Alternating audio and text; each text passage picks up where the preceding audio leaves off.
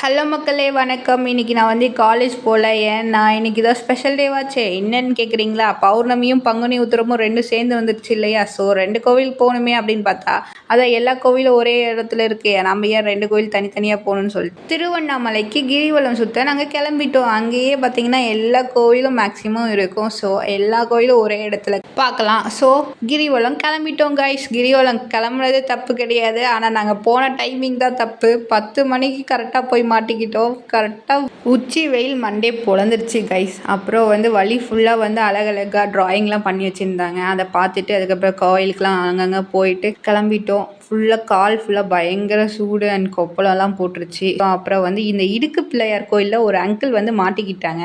அவங்களுக்கே தெரியணுமா வேணாமா நம்ம உருவம் வந்து அது உள்ளே போயிட்டு வெளியே வருமா வராதான்னு? அது ஏன் தெரிஞ்சுமே அந்த மாதிரி தப்பு பண்ணுறீங்க? இதுக்கு மேலே பார்த்து போங்க. இனிமேல் அந்த மாதிரி போய் நடுவில் சிக்கிக்காதீங்க. அப்புறம் வந்து கிரிவலம் ஒரு 6 மணி நேரத்தில் முடிச்சுட்டு உள்ள தரிசனத்துக்கு போட்டோம்.